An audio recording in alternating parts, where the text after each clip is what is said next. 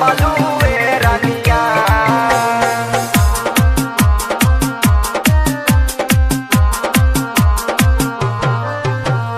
गोडा में चोलिया त कसबा में गोलिया मिसा बालू ए रानिया।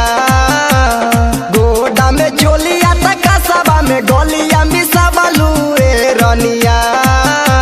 अपारा सा में सट्टा लूटा नारेनी में लहंगा लूटा बालू ए रानिया।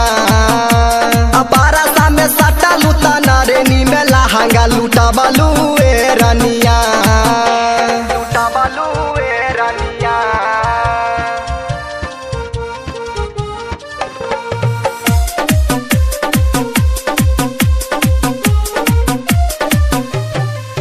महागा मसी मातापुर में केहू नहीं बोली जाई बुहन बारा तफार दी है चोली।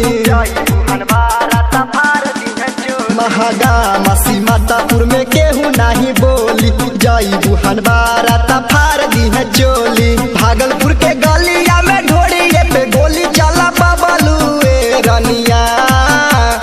भागलपुर के गलिया में ढोड़िया पे गोली चला बालू ए रानिया। अपारा सा में सट्टा लूटा नारेनी में लहंगा लूटा बालू ए रानिया। अपारा सा में सट्टा लूटा नारेनी में लहंगा लूटा बालू ए रानिया। ए रानिया।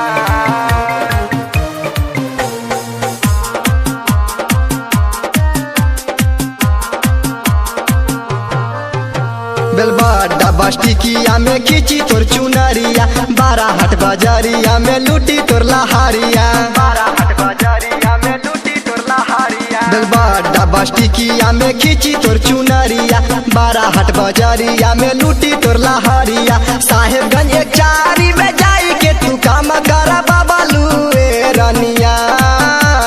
लालमटिया चखा मजा में जाई के तू काम करा बालू ए रानिया। अपारा सा में सट्टा लूटा नारेनी में लहंगा लूटा बालू ए रानिया। अपारा सा में सट्टा लूटा नारेनी में लहंगा लूटा बालू ए रानिया। लूटा बालू ए रानिया।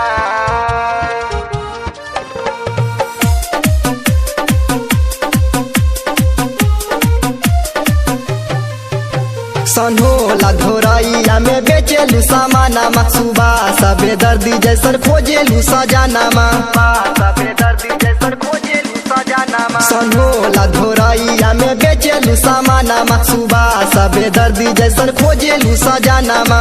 धाना धुन बाजारिया में नबील से नजरिया लड़ा बालू ए रानिया। धाना धुन बाजारिया में याजी से नजरिया लड़ा बालू ए रानिया। अपारा सा में सट्टा लूटा नारेनी में लहंगा लूटा बालू